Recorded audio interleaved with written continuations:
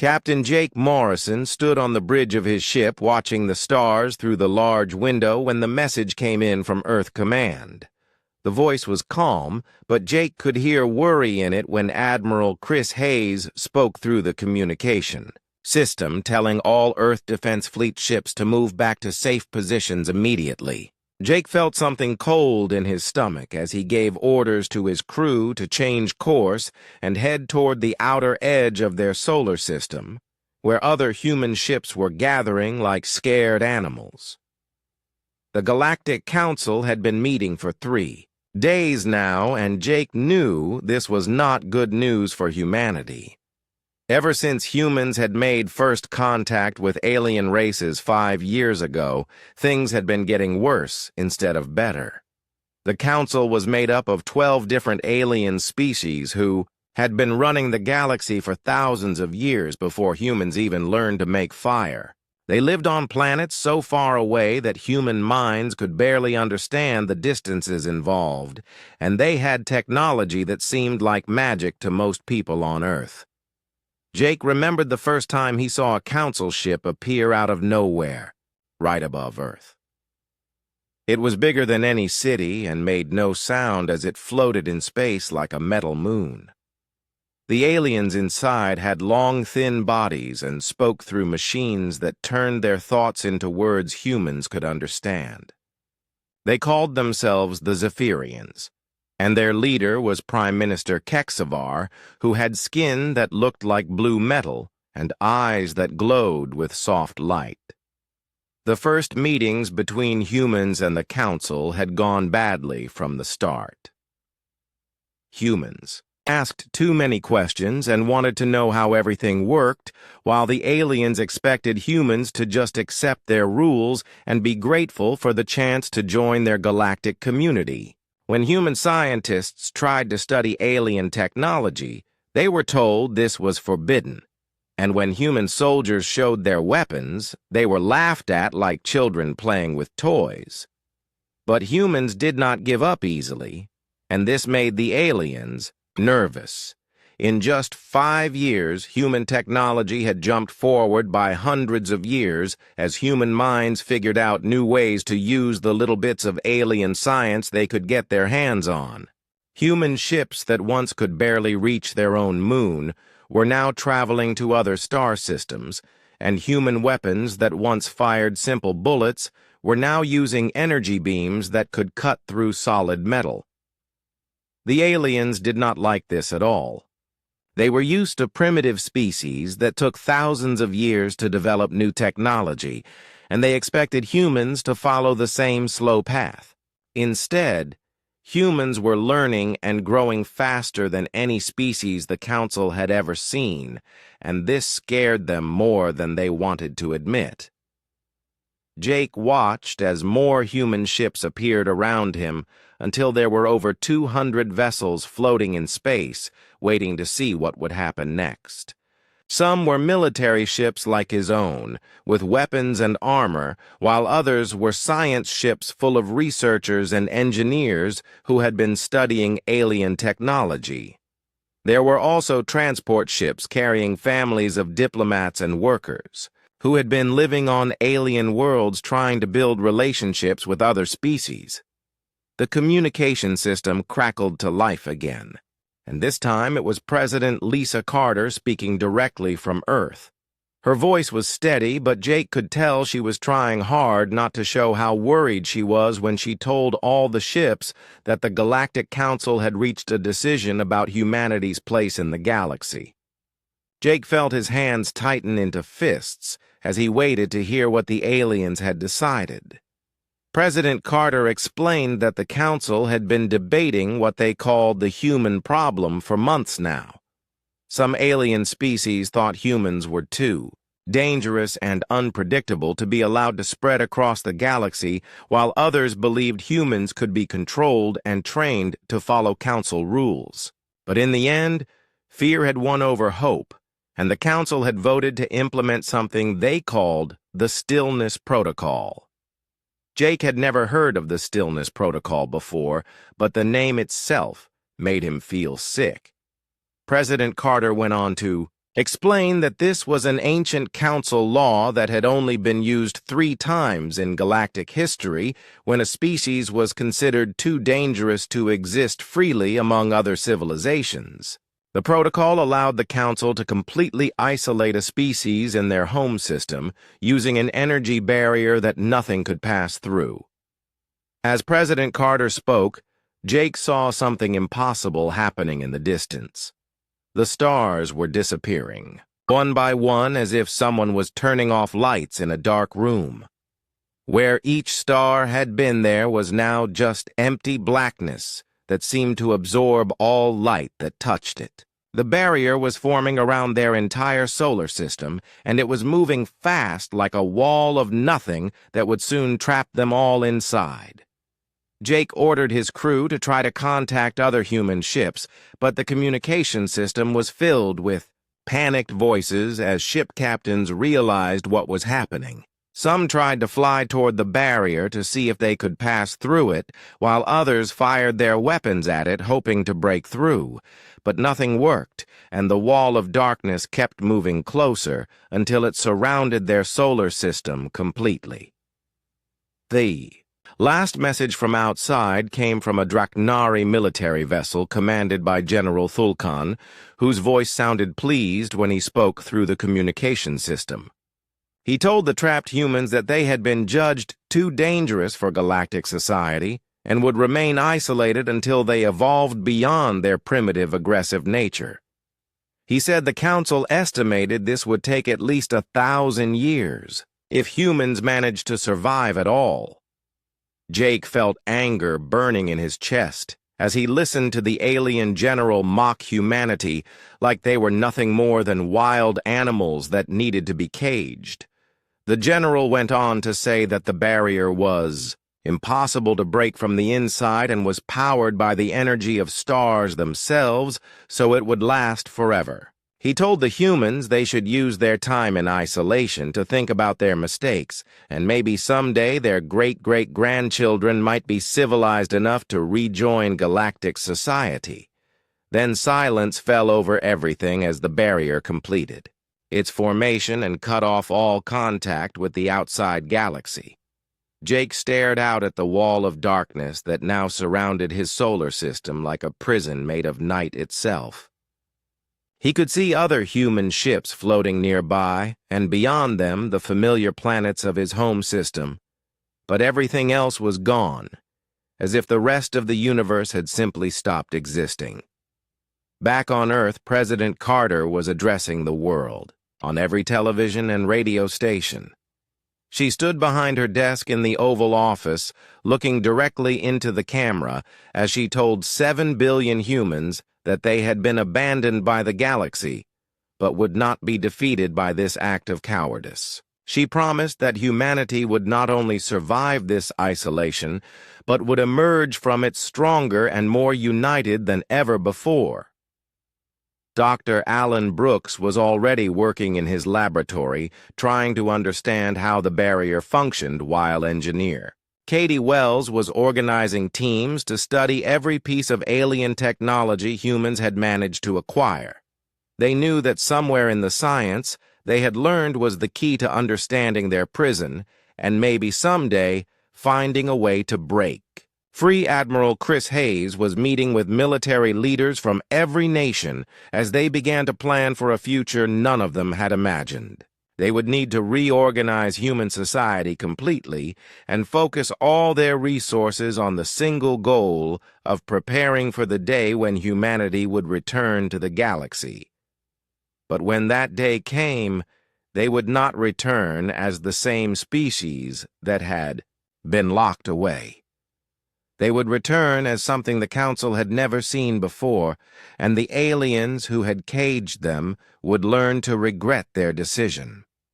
25 years had passed since the barrier came down around the solar system, and the galaxy had forgotten about humanity completely. The Galactic Council monitoring stations that watched the dark wall surrounding the human home system reported the same thing year after year, which was absolutely nothing happening at all. No attempts to break through the barrier and no messages trying to reach the outside galaxy, and most surprising of all, very little conflict detected within the quarantined zone. Council scientists, led by the Altarian researcher Velmoth, had been studying the readings from inside the barrier for decades now, and their conclusions were always the same. The primitive humans had either destroyed themselves in wars over the remaining resources or had simply given up hope and fallen into technological stagnation.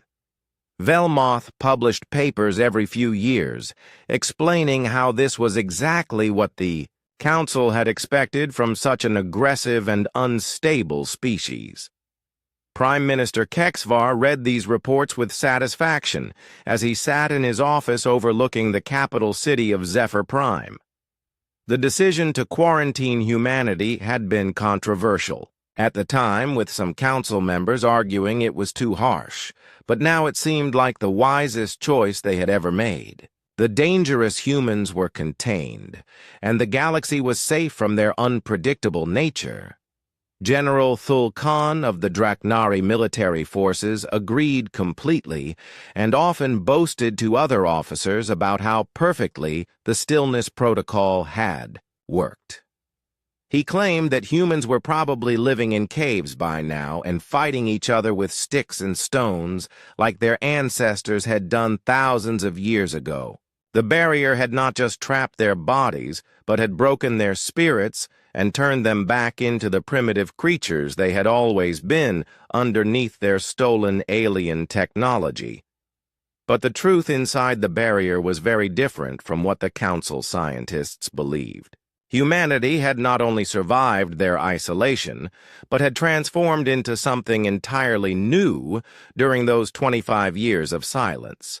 The shared experience of being abandoned by the galaxy had united humans in ways that centuries of war and competition had never managed to achieve. President Lisa Carter had served 3 terms before retiring to make way for President Dan Sullivan, who continued her policies of total unity and focused development. The old divisions between nations had disappeared completely as humans realized they were facing a challenge that required every mind and every resource working toward the same goal. There were no more wars between countries because there was only one country now, and it was called Earth. The woman who had once been engineer Katie Wells was now Dr. Lisa Park, and she led the most important scientific project in human history.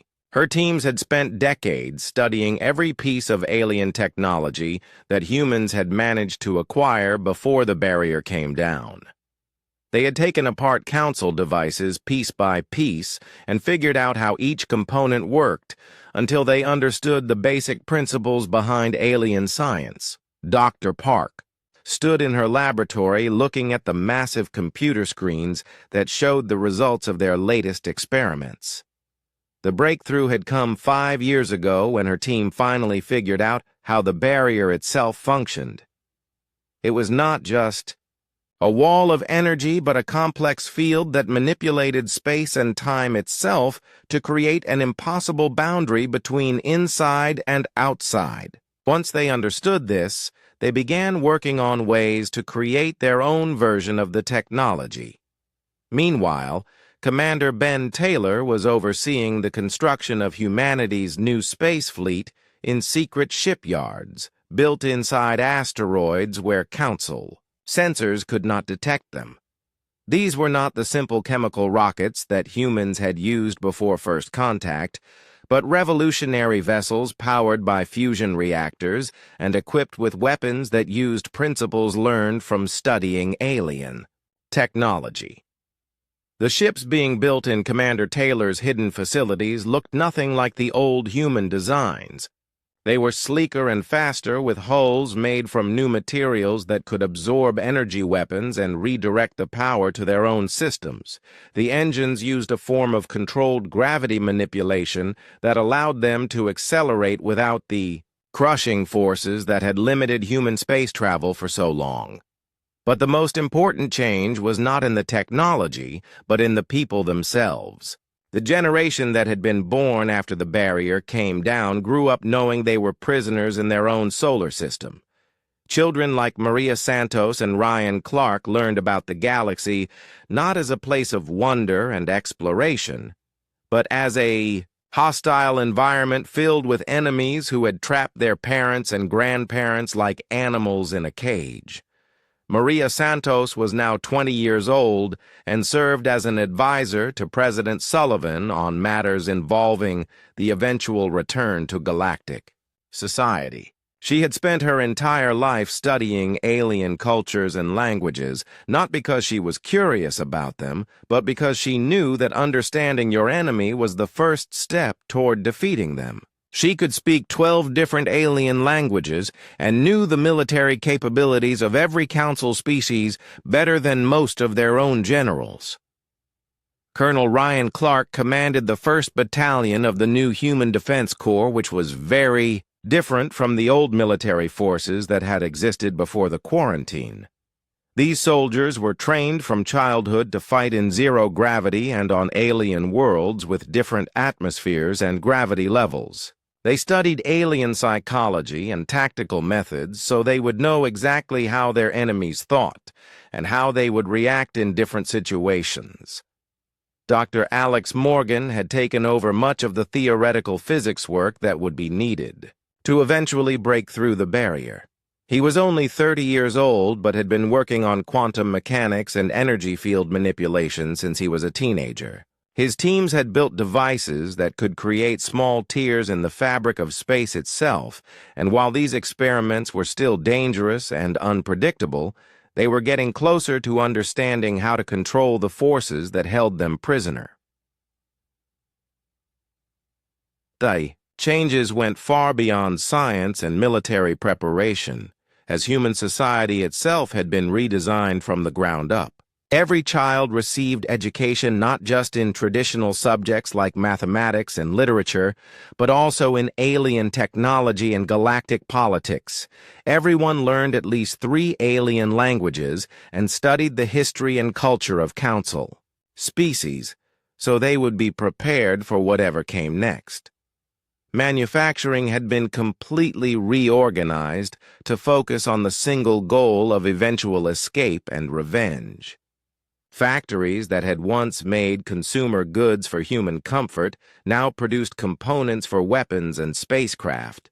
Resources that had been wasted on luxury items were redirected toward research and development of the technologies that would be needed to challenge the Council's dominance. The most remarkable change was in human psychology itself. The old human traits of curiosity and wonder had been replaced by cold calculation and patient determination. Humans still loved their families and cared about their communities, but they no longer looked at the stars with dreams of peaceful exploration. Instead, they saw targets that would need to be conquered and enemies that would need to be defeated. President Helen Martinez had recently been elected to replace President Sullivan, and she represented this new generation of human leadership perfectly. She was brilliant and ruthless in equal measure, and had spent her entire adult life preparing for the day when humanity would return to the galaxy. But when that day came, they would not return as refugees begging for mercy or as primitives grateful for alien guidance. The barrier had given humanity the greatest gift imaginable, which was time to prepare without interference. 25 years of complete isolation had allowed them to focus every resource and every brilliant mind on solving the puzzle of their prison and planning for their eventual freedom. The Council had meant to break human spirit by cutting them off from the galaxy, but instead they had created something far more dangerous than the primitive species they had originally feared. In secret laboratories hidden deep underground, human scientists were perfecting weapons that used principles the Council had never imagined. In hidden shipyards carved out of asteroids, human engineers were building fleets that would make Council warships look like toys. In training facilities scattered across Earth and its colonies, human soldiers were learning to fight wars that the galaxy had never seen before. The Council monitoring stations continued to report silence from within the barrier, and the alien scientists continued to assume that humanity had either died out or given up. They had no way of knowing that behind the wall of darkness that surrounded the solar system, an entire species was preparing for a war that would reshape the galaxy forever. The humans trapped inside were counting down the days until they would be ready to break free, and when that day came, the Council would finally understand the true meaning of the word stillness. The alarm systems in the Council monitoring station began screaming at exactly 1400 hours Galactic Standard Time when sensors detected something that should have been impossible. A small breach had appeared in the barrier surrounding. The human solar system and energy readings were spiking beyond anything the instruments had been designed to measure. Junior Technician Veltar stared at his screens in shock before running to alert his supervisor that 30 years of perfect containment had just been broken. Within minutes, emergency signals were being transmitted to every Council world as the news spread that the human prison had been compromised. Prime Minister Keksavar was pulled from an important meeting with trade representatives and rushed to the communications center where he watched the impossible readings coming from the monitoring station. His blue metallic skin seemed to lose some of its glow as he realized that the quiet humans everyone had assumed were dead or broken had somehow managed to damage their supposedly perfect cage. General Thulkan received the alert while inspecting his newest warships at the Draknari Military Academy, and his reaction was immediate anger rather than concern. He dismissed the breach as some kind of equipment malfunction or natural phenomenon because he refused to believe that primitive humans could have figured out technology that had taken the Council thousands of years to develop. He ordered the monitoring station to run full diagnostics on their sensors and insisted the readings had to be wrong. But Dr. Velmoth, who had spent decades studying the barrier and writing papers about human extinction, was not so quick to dismiss the evidence. He gathered his research team and began analyzing every piece of data they had collected from the breach, and what he found made his confidence in human failure begin to crack. The energy signatures matched theoretical models for controlled quantum, manipulation that even the most advanced Council species had never successfully achieved. Inside the barrier, Dr. Alex Morgan stood in his laboratory, surrounded by screens showing the successful test of humanity's most important scientific achievement. The breach had lasted only 17 minutes. But it proved that everything his teams had theorized about barrier manipulation was correct. They had not just found a way to weaken the prison walls, but had gained complete understanding of the principles that held them trapped. The breakthrough had taken 30 years of constant work by the brightest human minds working together toward a single goal. Every piece of alien technology that humans had acquired before the quarantine had been studied and reverse-engineered until the basic laws of Council science were as familiar to human researchers as simple mathematics. Then they had gone beyond what the aliens understood and developed entirely new applications of those principles. Dr. Morgan walked through his facility looking at the quantum field generators that had made the breach possible. These machines were smaller and more efficient than anything the Council had ever built because human engineers had found ways to optimize designs that alien scientists had never questioned. The breakthrough was not just in understanding how the barrier worked, but in improving the technology beyond what its creators thought was possible. President Helen Martinez received the report about the successful test while meeting with military commanders in the Situation Room deep beneath the Capitol building. She allowed herself exactly 60 seconds to feel satisfaction about this historic moment before turning to the next phase of their plan.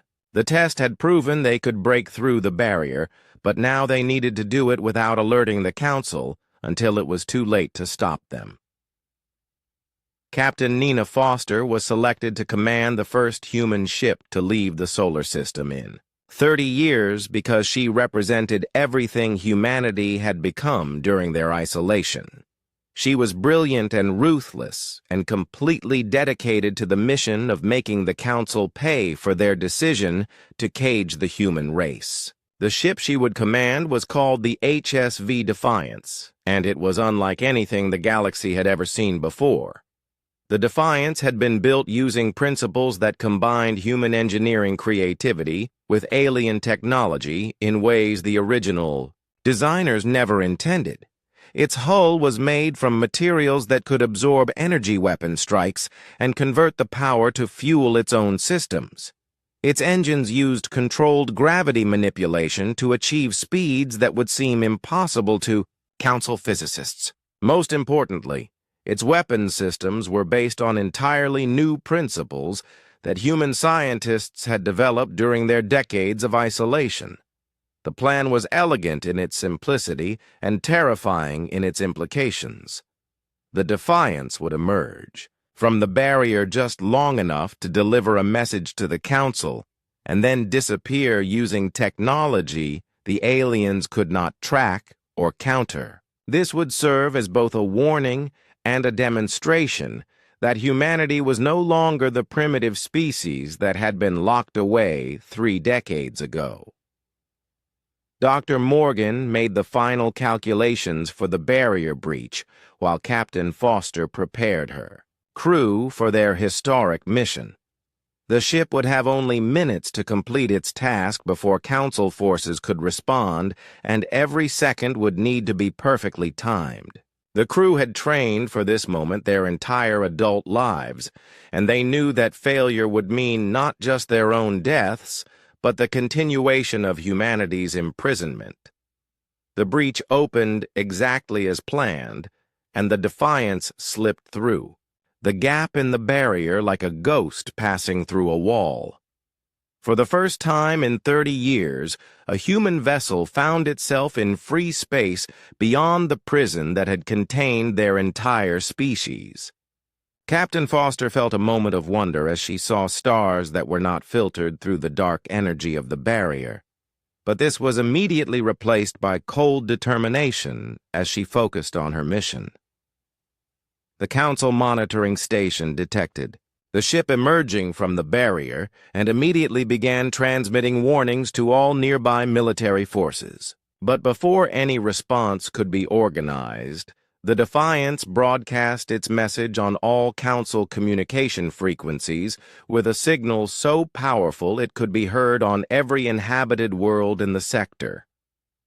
Captain Foster's voice was calm and clear as she spoke the words that had been carefully chosen by human leaders to send exactly the right message to their former captors. She identified herself and her ship, and then delivered the simple statement that would mark the beginning of the end for Council dominance over the galaxy. She said that humanity remembered what had been done to them, and that the Council would soon learn the consequences of their decision to leave humans in stillness. The message lasted exactly 90 seconds, and contained no threats or demands, because it was not meant to negotiate or bargain. It was meant to inform the Council that their prisoners had broken free and that revenge was coming whether they wanted to face it or not. As soon as the transmission ended, the Defiance activated systems that the Council had never seen before and simply vanished from all sensors as if it had never existed at all. The quantum phase-shifting technology that allowed the ship to disappear had been developed by human scientists working from theories that alien researchers had dismissed as impossible. The ship had not traveled to another location. but had shifted into a slightly different dimensional phase where it could observe everything around it while remaining completely undetectable. From the Council's perspective, the vessel had simply stopped existing, which was far more terrifying than if it had just flown away. Emergency sessions began immediately in every council chamber as representatives from all member species demanded explanations for how their perfect prison had been breached. Prime Minister Kexvar found himself defending decisions he had made 30 years ago to audiences who were now questioning whether those choices had been wise. General Thul Khan was forced to admit that his assumptions about human capabilities had been completely wrong. Dr. Velmoth was called before the Council Scientific Committee to explain how humans could have mastered technology that was supposed to be beyond their understanding. He stammered through presentations about human learning capabilities and adaptive intelligence, while council members grew increasingly angry about the failure of their containment strategy. His papers about human extinction were now being used as evidence of scientific incompetence rather than expert analysis. Back inside the barrier, President Martinez was meeting with her military commanders to authorize the next phase of their plan. The test mission had been a complete success and had proven that human technology was now superior to anything the Council possessed. The Defiants had not just escaped their prison, but had done so using methods that their captors could not understand or counter. But this was only the beginning of humanity's return to the galaxy. The years of preparation were about to pay off as human fleets prepared to emerge from their prison and begin the systematic destruction of everything the Council had built. The aliens who had trapped them had made the fatal mistake of assuming that isolation would weaken humanity, when in fact it had given them the time and motivation they needed to become something far more dangerous than they had ever been before. The barrier that had once seemed like humanity's grave was about to become the cocoon from which a transformed species would emerge to reclaim their place in the galaxy. The war began at exactly 0600 hours Galactic Standard Time, when human fleets emerged from quantum phase shifts at 17 different locations across Council space simultaneously. Each emergence was preceded by the same transmission, broadcast on all communication frequencies in perfect alien languages that made it clear these attacks were not random acts of violence, but carefully planned operations with specific goals. Admiral Steve Jackson commanded the largest human fleet from his flagship, the HSV Retribution, as it materialized in orbit around the Council's primary communication hub in the Centauri sector. The massive space station that had coordinated all galactic communications for over 1,000 years suddenly found itself surrounded by ships that had appeared out of nowhere using technology the station's sensors could not track or understand. The station commander was a veteran Altarian named Kolvex, who had seen many military actions during his long career, but nothing had prepared him for the sight of human vessels that seemed to exist in multiple dimensions at the same time. His weapon systems could not lock onto targets that flickered in and out of normal space, while his shields were useless against energy beams that passed through them as if they were not there at all. Captain Laura Phillips led the second wave of attacks from her ship, the HSV Vindication, as human forces struck at military installations and government facilities throughout Council territory. Her target was the Draknari War College, where future officers of the galaxy's most powerful military force received their training. The irony was not lost on her that she was attacking the same institution where General Thulkan had once boasted about humanity's containment. The human assault on the War College began with complete surprise as Phillips's ships emerged from Quantum phase shifts directly inside the Academy's defensive perimeter. The Draknari cadets and instructors had been taught that their fortress was impregnable, but they had never faced enemies who could simply ignore the laws of physics as the Draknari understood them.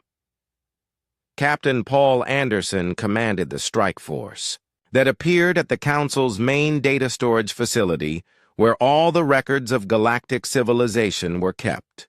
His mission was not to destroy the archives, but to copy everything and then demonstrate humanity's complete dominance over Council information systems. The HSV judgment moved through the facility's defenses like they were not there while human. Technicians downloaded thousands of years of alien knowledge in minutes. Each attack followed the same pattern, with human forces appearing without warning and completing their objectives before vanishing again into quantum phase space where Council sensors could not follow them.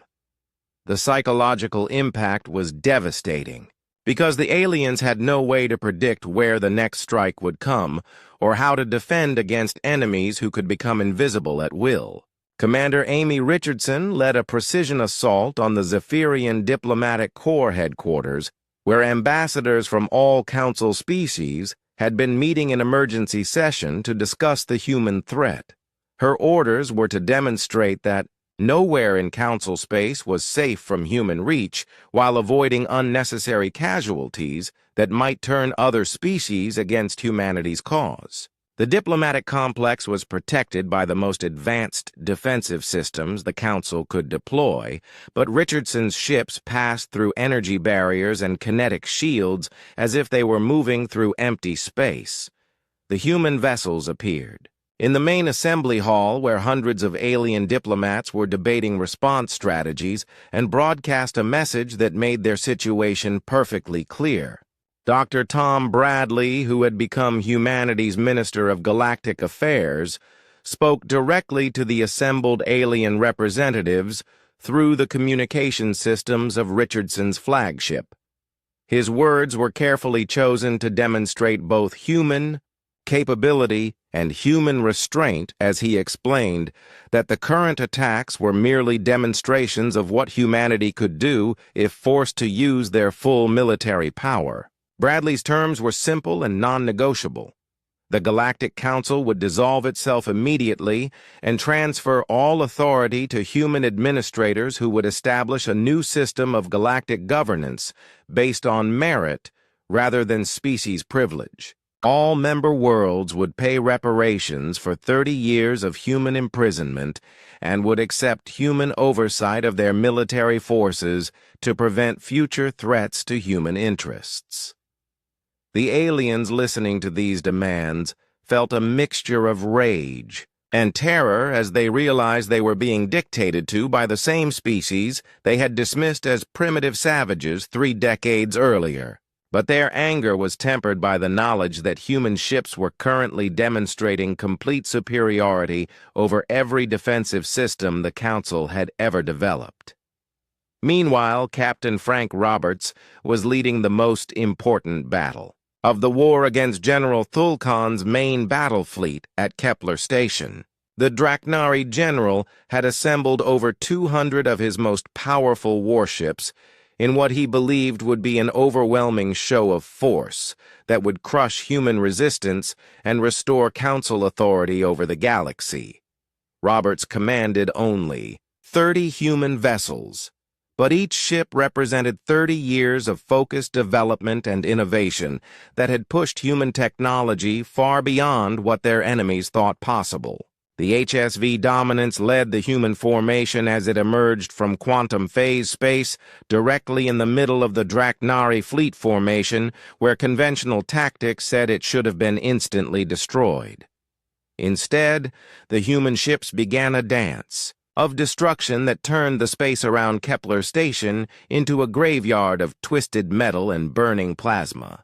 Draknari weapons that should have obliterated human vessels simply passed through them as they shifted between dimensional phases, while human energy beams struck with precision that destroyed specific systems without damaging crew compartments. General Thulkan watched in horror from his command ship as his mighty fleet was systematically dismantled by enemies who fought using principles that violated everything he understood about space combat. His ships were being disabled rather than destroyed, and his crews were being captured rather than killed, which somehow made the defeat even more humiliating than total annihilation would have been. The battle lasted only 4 hours before Thulkan was forced to surrender his remaining forces to prevent further casualties among his crews.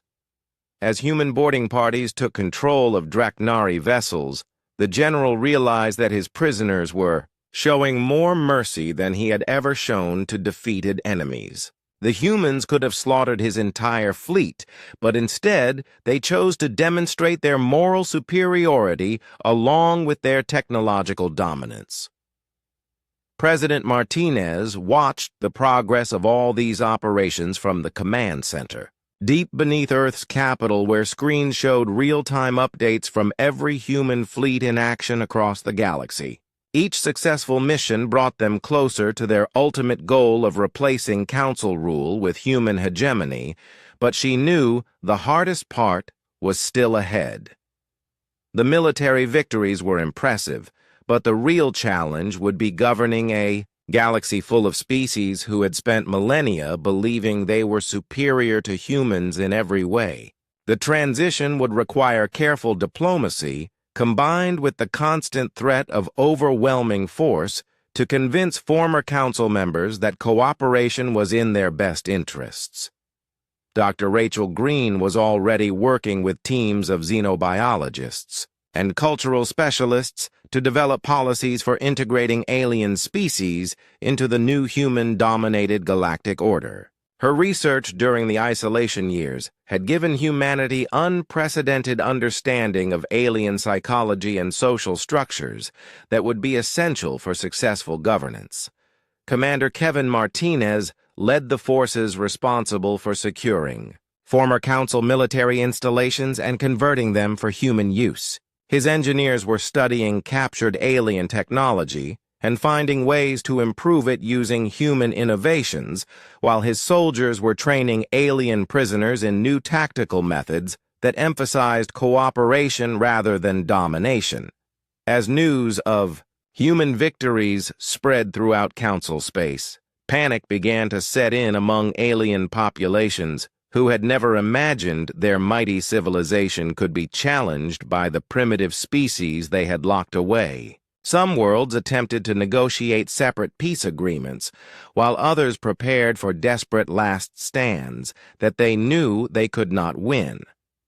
The psychological warfare was as effective as the military strikes because humans had learned during their imprisonment that breaking an enemy's will to fight was more efficient than destroying their ability to resist. Every transmission from human forces emphasized that surrender would bring protection and prosperity, while continued resistance would only delay the inevitable and increase the cost of defeat. The war that had begun with humanity breaking free from their prison was rapidly becoming a systematic conquest of everything the Council had built over thousands of years. But this was not conquest for its own sake, but rather the methodical replacement of a system that had shown its fundamental hostility to human existence, with one that would ensure such threats could never arise again. The Council members who had voted to implement the Stillness Protocol 30 years earlier were learning that their decision had consequences far beyond what they had imagined. The war ended not with a final desperate battle, but with complete capitulation, when the last council holdouts realized that continued resistance would only bring more suffering to their people. Former Prime Minister Kexvar knelt in what had once been the Grand Council chamber, but was now being redesigned as the Human Galactic Command Center, where President Martinez would oversee the transformation of galactic civilization. The sight of the proud Zephyrian leader bowing his blue metallic head before a human woman would have been unthinkable just months earlier. But the speed and completeness of humanity's victory had shattered every assumption about the balance of power in the galaxy. Kexvar spoke the ritual words of surrender in perfect English because human was now the official language of galactic government, and all former council members were expected to learn it. President Martinez accepted the surrender with dignity, but without mercy, as she outlined the terms that would govern the new galactic order. The Terran hegemony would replace the old council system, and membership would be earned through contribution and loyalty rather than inherited through species privilege. Former council worlds could maintain their local governments, but all major decisions would require approval from human administrators. Admiral Jake Morrison stood beside the president wearing the uniform of Supreme Commander of Human Forces as he watched the ceremony that marked the end of one era and the beginning of another. He was the same captain who had witnessed the original quarantine 30 years earlier, and the irony of his current position was not lost on him as he accepted responsibility for defending a galaxy that had once tried to imprison his entire species. The transformation of galactic society proceeded with the same methodical efficiency that had characterized the human military campaign. Secretary of Galactic Integration. Carol Thompson worked 18-hour days establishing new governmental structures that would ensure human dominance while providing opportunities for alien species to prove their worth through service to the hegemony. Former council species found themselves in a unique position where they were offered protection and prosperity in exchange for accepting human leadership. The terms were generous but non-negotiable, and those who cooperated quickly discovered that human rule was far more efficient and fair than the old system had ever been. Resources were allocated based on need and contribution rather than political. Influence and corruption was eliminated through human oversight. Dr. Rachel Green led the scientific integration program that brought together researchers from dozens of species to work on projects that would benefit the entire galaxy under human direction. The quantum barrier technology that had once imprisoned humanity now protected human colonies and trade routes, while former enemies worked alongside human scientists to push the boundaries of knowledge even further. The educational system was completely restructured to ensure that future generations of all species would understand their place in the human-dominated galaxy. Alien children learned human history alongside their own and studied the consequences of the Council's decision to quarantine humanity as an example of what happened when civilizations chose fear over cooperation. Dr. Kevin Martinez managed the massive project of upgrading galactic infrastructure using improved versions of Council technology combined with human innovations. Transportation networks that had remained unchanged for centuries were replaced with quantum phase corridors that allowed instant travel between star systems. Communication systems were rebuilt using human designs that provided faster and more secure connections than anything the Council had ever achieved. The former Dreknari military academies were converted into training centers where alien officers learned new tactical doctrines based on cooperation and precision rather than brute force domination. General Tholkan himself was assigned to teach courses on the failures of the old military thinking as part of his rehabilitation program. His lectures on how human forces had defeated his supposedly invincible fleets became required study for all new officers. Captain Nina Foster, who had commanded the first human ship to break through the barrier, was now Admiral Foster and led the exploration fleets that pushed into previously unknown regions of the galaxy. Her ships carried mixed crews of humans and aliens working together to discover new worlds and new species that would be invited to join the hegemony under human guidance. The integration process was not without challenges, as some alien groups attempted to resist the new order through terrorism and sabotage. But these efforts were quickly crushed by human security forces who had learned during their imprisonment that mercy could be a form of strength when applied correctly. Rebels were captured rather than killed and were given opportunities to earn redemption through service to the hegemony. Lieutenant Sophie Adams stood on the bridge of the HSV Vindication as it patrolled the space around the former Council homeworld, where monuments to human victory were being constructed alongside memorials to those who had died during the quarantine years. She was part of the generation that had been born during the isolation and had grown up knowing that their destiny was to rule the galaxy that had rejected their parents. The memorial plaque that Sophie read every day during her duty shifts contained the words that had become the unofficial motto of the Terran hegemony. It said that the Council had thought stillness would break humanity, but instead it had forged them into something unstoppable. The 30 years of imprisonment had given humans the time and motivation they needed to evolve beyond what any species in galactic history had ever achieved. President Martinez addressed the galaxy on the 5th anniversary of human liberation in a speech that was broadcast to every inhabited world in the hegemony. She spoke about the transformation that had taken place since humans broke free from their prison and how former enemies had become partners in building a better future for all species. But she also made clear that human dominance was permanent and that any attempts to return to the old ways would be met with the same decisive force that had ended Council rule. The economy of the galaxy had been revolutionized under human management, with trade flowing more freely than ever before, and prosperity reaching worlds that had been ignored under the old system. Human administrators had eliminated the corruption and favoritism that had characterized Council governance and replaced it with merit-based systems that rewarded contribution rather than political connections. Cultural exchange programs allowed alien species to share their arts and traditions while learning about human achievements and values. The result was a gradual blending of civilizations that created new forms of art and literature that celebrated the diversity of the galaxy while acknowledging human leadership in bringing different species together.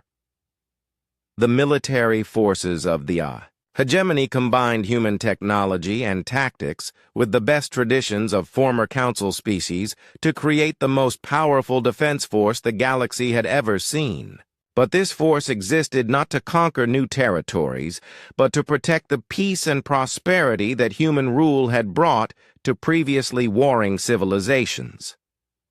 Dr. Alex Morgan continued his research into the fundamental forces of the universe using resources that spanned dozens of star systems and included the brightest minds from every member species. His work on quantum mechanics and dimensional manipulation promised to unlock secrets that would allow the hegemony to expand beyond their current galaxy and spread human influence throughout the universe. The barrier that had once surrounded Earth's solar system was preserved as a historical monument and a reminder of what happened when civilizations chose to cage humanity rather than work with them. Tourists from across the galaxy came to see the prison that had accidentally created the dominant species of their era and to learn about the consequences of underestimating human determination. Children of all species grew up learning about the quarantine years and the transformation that had followed as an example of how adversity could be turned into strength through unity and determination.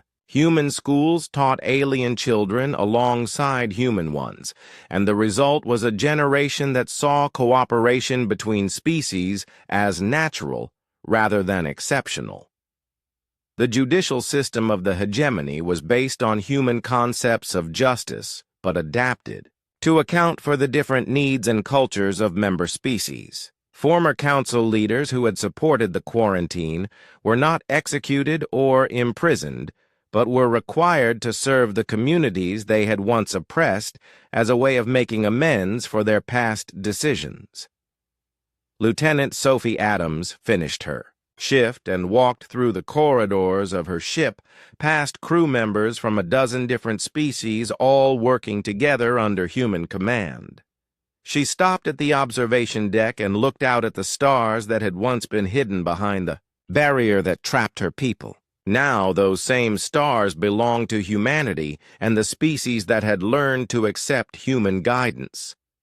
The galaxy had learned the hardest lesson in its history about the consequences of trying to cage the human race. The Council had thought they could solve their human problem by making it disappear, but instead they had created something far more dangerous than the primitive species they had originally feared.